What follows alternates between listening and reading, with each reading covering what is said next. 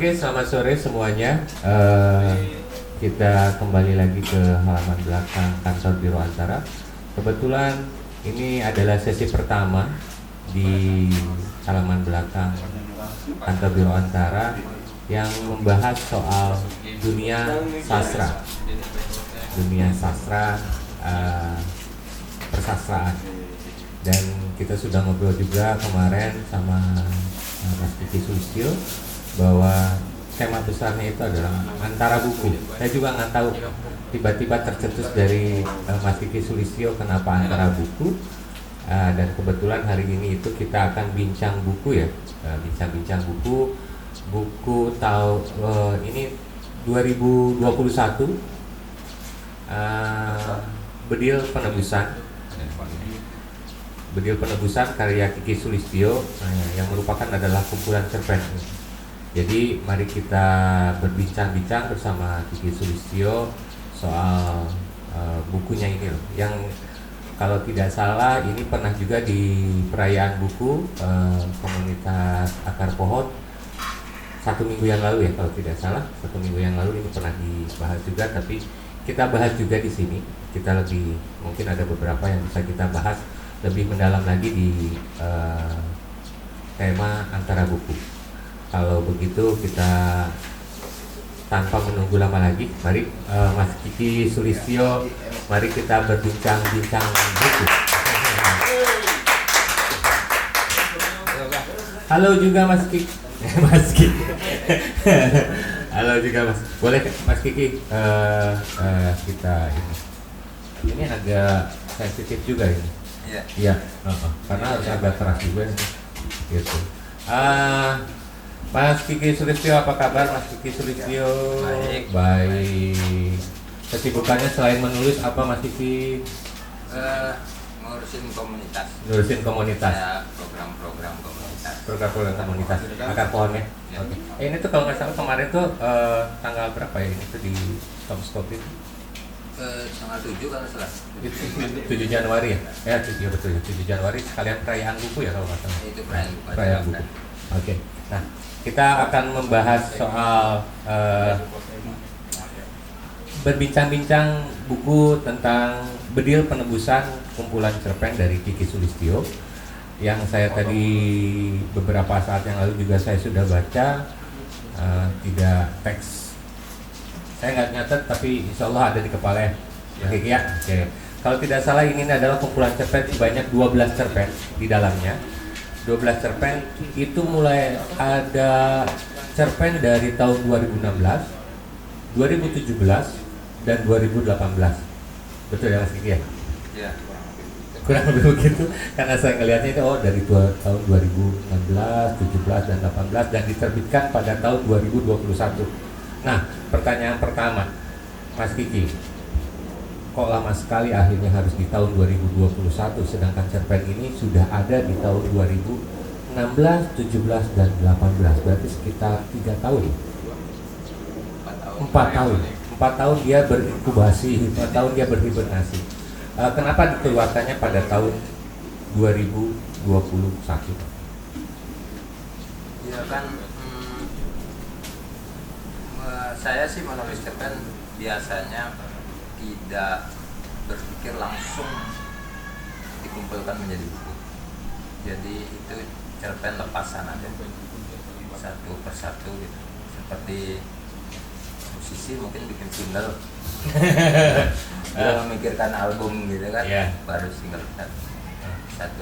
Setiap tahun ada aja cerpen yang saya tulis gitu. Biasanya kemudian saya publikasi di media massa, baik cetak maupun online. Nah setelah itu banyak gitu, terus kesempatan membuat buku sepertinya ada.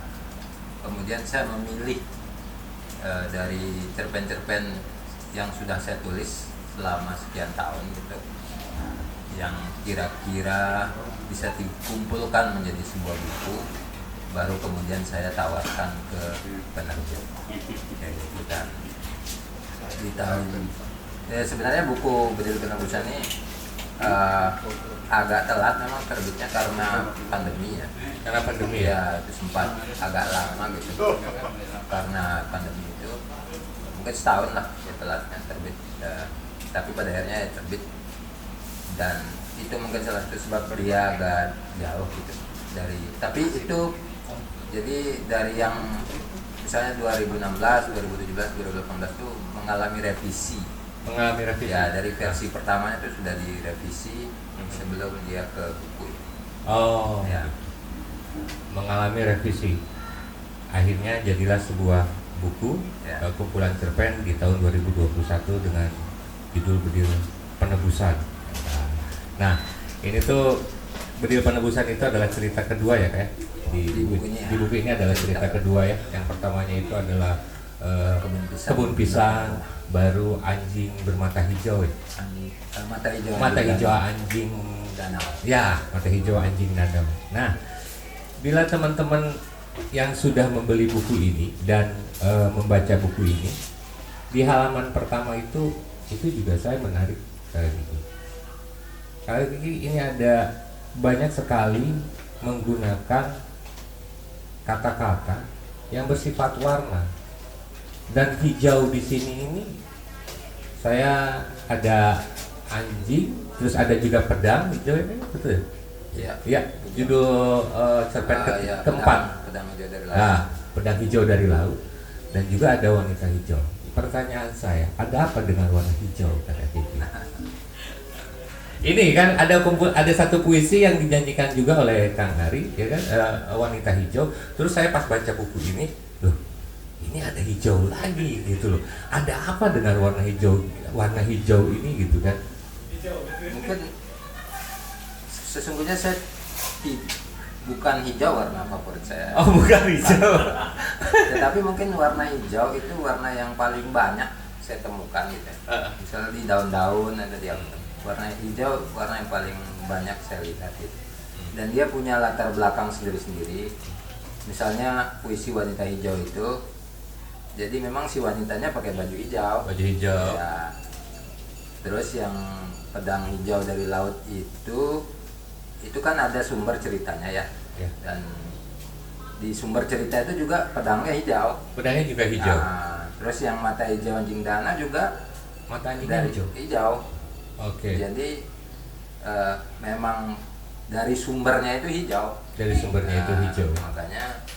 Makanya mungkin saya bisa bilang warna hijau warna yang salah satu warna paling dominan gitu yang kelihatan di sekitar kita kan. Oke. Gitu. Jadi langsung ditangkap pada saat itu juga gitu Ya, ya. saya sih suka warna ungu sudah. Sebenarnya suka warna suka warna ungu. Tapi kalau misalkan di sebuah e-playernya harus hitam putih, nggak ungu. Kenapa? Apanya? Kalau misalkan di e-playernya itu jadi akhirnya hitam putih, aku juga ngikutin gitu loh. Kalau di player foto kaki pakai baju warna ungu, tapi di playernya akhirnya jadi hitam putih gitu kan. Oh gitu. Menyamarkan ya. Mungkin ya. Oke, nah, Kakak Kiki, karena saya tadi sudah membaca 3 buah cerpen di sini adalah yang pertama, yang kedua dan yang ketiga, gitu ya. Yang pertama itu adalah kebun pisang di belakang rumah. Yang kedua itu adalah bedil penebusan. Mata hijau anjing danau, itu yang saya baca, karena saya baca ini berulang kali sampai akhirnya 3-4 kali baru saya sedikit menangkap sedikit menangkap. Dan ada yang menarik kalau tidak salah di cerpen yang ketiga, saya loncat dulu ya sebelum ke bedil penebusan, karena bedil penebusan ini menarik buat saya. Di mata hijau anjing danau banyak sekali binatang-binatang yang Kakak Kiki sebutkan, mulai dari kambing, bebek, anak sapi, ya.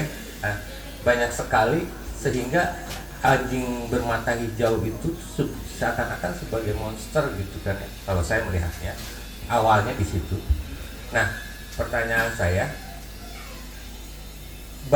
apakah itu adalah salah satu bentuk untuk mengecoh orang ketika membaca pertamanya bahwa si anjing ini adalah memang betul anjing, ataukah ada pesan lain di dalam cerpen tersebut? Saya merasa bahwa sebagian besar cerpen-cerpen saya memang dia seperti mengecoh ya. Ya, Dan kalau saya tarik ke belakang, sebetulnya itu berdasarkan satu pengalaman ini Kang. ya, Ini ada satu peristiwa yang pernah saya lihat dan itu membekas gitu di pikiran saya karena dia mengubah persepsi saya gitu atau cara saya melihat. Peristiwa itu terjadi bertahun-tahun yang lalu ketika saya masih bekerja di sebuah toko. oke, Ya. Pada suatu hari di sekitar toko tempat saya bekerja itu orang berkerumun. baik, Jadi ada peristiwa itu, ada dua orang anak. Yang satunya agak besar, mungkin sekitar usia 11 tahun. Yang satunya agak kecil, sekitar mungkin usia 8 tahun atau 9 tahun gitu. Yang anak yang besar nih berdarah kepalanya. Kepalanya berdarah karena dipukul pakai batu sama anak yang kecil ini, yang 8 tahun ini.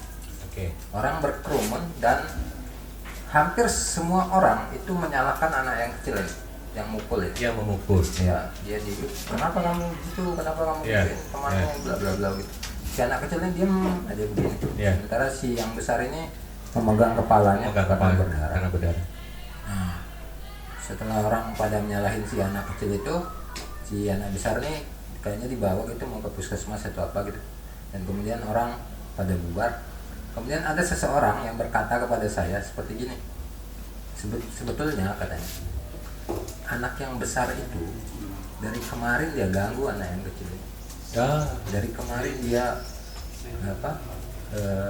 membuli istilahnya kalau ya, sekarang. membuli. Dibully si anak kecil ini. Aha. Makanya dia pukul pakai batu. Pakai batu. Nah, saya yang awalnya juga ikut menyalahin si anak kecil itu berubah pandangan saya. Oke. Gitu, bahwa informasi baru itu membukakan persepsi lain buat Oke. saya, Iya. bahwa tindakan si anak kecil itu ada penyebabnya Ya, dan penyebab itu tidak dilihatkan oleh ya, orang-orang orang lain. Nah, Ya, yang pada saat itu menyalahin si berkerumun. bocah kecil. Ya, berkerumun dan Karena yang dia tahu hanya si bocah kecil memukul yang besar. yang besar. Nah, persepsi itu mengubah saya bahwa saya kemudian berpikir, seandainya saya melihat ketika si anak yang besar ini membuli si kecil, kemudian saya tidak melihat peristiwa pemukulan itu gitu. Oke. Apakah saya membayangkan kira-kira apa yang dilakukan sama anak kecil ini ya nanti? Ya. Gitu. Nah, itu memberikan saya persepsi baru bahwa sebenarnya di dalam sebuah cerita bukan hanya apa yang terlihat itu yang penting, Oke. tetapi apa yang ada di belakangnya. Ada apa yang di Itu belakang. Peristiwa sebelum peristiwa yang kita lihat. Ya. Nah, di dalam beberapa cerpen saya itu saya seperti waktu perayaan buku kan saya bilang bahwa saya tidak bertumpu pada cerita kan, Ya. tapi saya bertumpu pada narasi. Gitu. Peristiwa itu memperlihatkan kepada saya bahwa kekuasaan itu, Ya. kan si anak besar ini seperti punya kekuasaan Kekuasaan, ya. untuk membuli. Itu cenderung akan melahirkan kekerasan. Nah, itulah yang menjadi, saya bisa katakan, basis di dalam kecintaan cerpen-cerpen saya.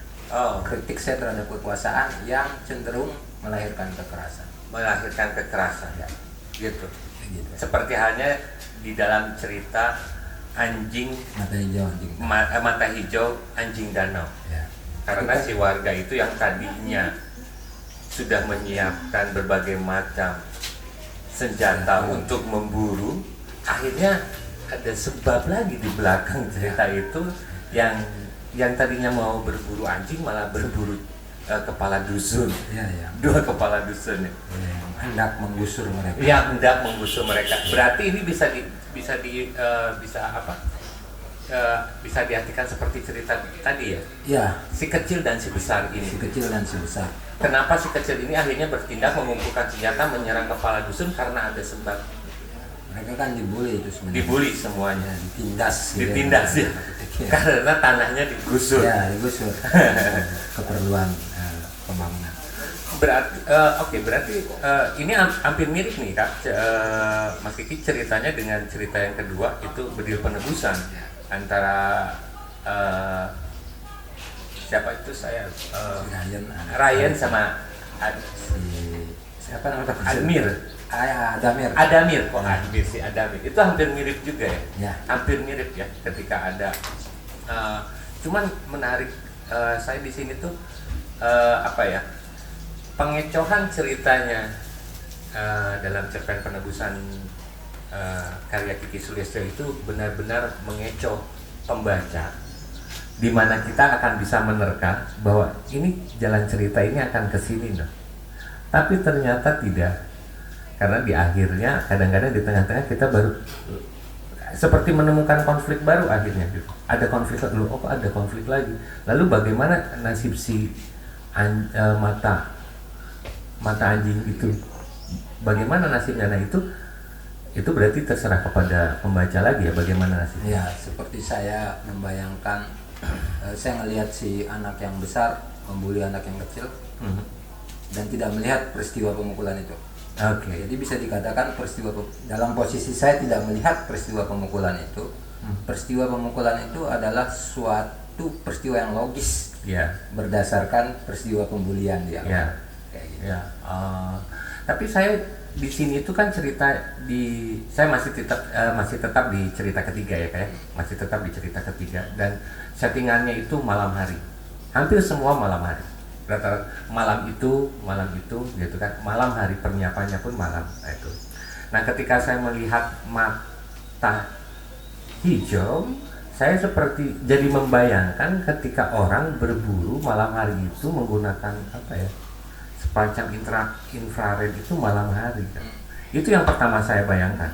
Wow, ini akan ada sebuah pemburuan di sini dengan menggunakan mata infrared, bahwa kalau saya melihatnya ke kritik saat ini itu adalah bahwa ada penindasan gitu kan, mulai dengan isu-isu pencurian dan segala macamnya yang dilakukan pada malam hari gitu kan. Saya berpikirnya awalnya bahwa sekepala dusun itu adalah si anjing ya. Bisa juga seperti itu. Bisa kembali logisnya gitu. Ya logis. Wah, jangan-jangan ini si kepala dusun sebagai anjing yang menyamar. Akhirnya bagaimana caranya supaya masyarakat itu resah dengan kondisi dusunnya yang mulai kehilangan hewan ternaknya, menemukan tulang belulang kambing gitu kan ya, terus sapi hilang di kandangnya. Tapi itu akhirnya jadi korelasi sebuah cerita di mana itu ya penggusuran akhirnya gitu kan. Triknya sih berarti bisa dimaknakan bahwa anjing di sini adalah rakus atau bagaimana? Ya, bisa juga begitu. Saya sih menyerahkan kepada pembaca untuk melihat sosok anjing ini adalah representasi apa gitu ya. Tetapi di dalam mata hijau anjing danau ini sebetulnya itu titik awalnya itu dulu kami pernah bikin suatu pertunjukan sama Kang Ari juga tuh di pesantren apa ya, saya lupa, pokoknya kita sampai tengah malam gitu kan. Nah terus pulang kan pakai motor di Bagu di Bagu terus kita pulang pakai motor, terus saya ngeliat banyak anjing tuh di tepi bendungan. Matanya hijau, menyala semua gitu, bendungan gitu kan. Kemudian ya pikiran saya kemana-mana. Pada awalnya dia lahir sebagai puisi.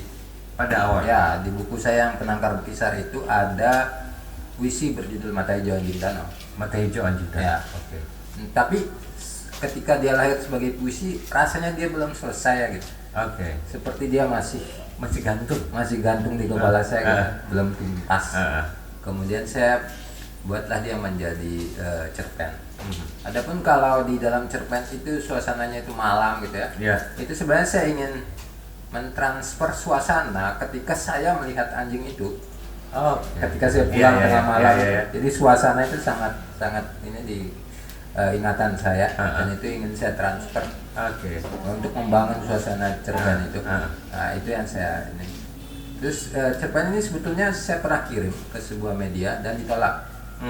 Alasannya nolak, dia takut si redaktur ini bilang dia takut nanti banyak yang tersinggung Aha. karena kayak mata hijau, Iya. kalau melihat uang mata Iya. hijau. Bisa jadi Gitu. ya. Terus, oh ya saya Ya. oke enggak Oke. apa-apa. Tapi ya saya tetap mempertahankan cerpen itu gitu. Tapi bisa jadi kalau mata hijau itu uang. Jadi saya teringat ketika baca buku ini, saya jadi teringat Jati Gede kalau tidak salah yang di Sumedang itu ya. Itu di Sumedang itu yang akhirnya dijadikan sebuah bendungan besar. Itu kan di mana itu adalah aset masyarakat, akhirnya jadi sebuah danau yang sangat besar gitu. Iya, saya juga menggunakan anjing itu ya, karena sesungguhnya anjing itu kan hewan yang setia ya. Iya, Dan itu artinya tergantung kepada tuannya kan. tergantung Kalau anjing kan tidak punya nilai ya di kepalanya. Ya. Dia hanya akan mengabdi kepada yang memberi Ya. dia makan kan. Nah, ya, betul. Nah, jika yang memberi dia makan ini adalah sosok penguasa yang kejam atau rakus, Oke. dia akan menggunakan anjing itu kan Ya. untuk kepentingan Kepentingannya, dia. ya. Kalau dia dipegang, si anjing dipegang oleh orang yang baik itu, yang cenderung baik lah ya, Ya. bukan penguasa yang ini, anjing juga akan baik gitu. Dia Ya. kan tergantung siapa majikannya. Seperti akhirnya ada tokoh yang terakhir bahwa dia sedang mengintip dari kejauhan menunggu anjing tuannya. Ya, Nah itu kenapa saya itu jadi ini tokoh siapa tiba-tiba ada di akhir dari cerita ini. nah, itu kan permainan saya terhadap posisi narator. Oke. Dari awal kan yang ngomong ini siapa gitu kan? Iya. Gitu kan? Oke, ya. Kan kalau di dalam prosa biasanya ada dua jenis narator kan. Ya. Narator impersonal dan narator personal. Narator impersonal itu narator yang dia tidak terlibat di dalam cerita itu kan. Ya. Dia hanya menceritakan. Nah, narator personal yang terlibat di dalam cerita. Ya. Nah, di bagian awal cerpen itu saya sengaja memang membuat cerpen itu seakan-akan disampaikan oleh seorang narator impersonal yang tidak terlibat di dalam cerita. Tapi jika diperhatikan, tidak masuk akal kalau dia itu impersonal. Ya. Maka dia harusnya personal. Personal. Tapi saya tidak munculkan di awal, saya Ya. munculkan di akhir. Di akhir. Siapa sebenarnya yang ngomong? Siapa Oh, si yang anjing. si anjing itu di akhir cerita yang sedang ya itu tokoh yang terakhir itu Iya, si aku. si Dia kan akunya itu berjaga. menjaga tuannya menjaga anjing tuannya Nah. dia menjaga anjing tuannya ya. Iya. Oke. Seperti kita begini, jadi ketika kita mendengar cerita dari seseorang gitu ya tentang kejahatan ini atau kebaikan ini gitu Iya. kan, seluruh realitas itu kita terima Iya. dari si orang ini kan. Ya. Dan bagaimana jika ujungnya Ya. si orang ini ternyata Ya. ya Oke. gitu. Nah, jadi menarik sekali ternyata kalau yang peka ada nyempil satu terakhir dari kalau ya mungkinnya kalau saya akhir loh ya itulah saya melihatnya dari meskipun cerpennya Mas Kiki itu tidak terlalu panjang tapi ini banyak kejutan. Ya, kejutan itu saya alami sehari-hari sebenarnya. Kehidupan itu penuh dengan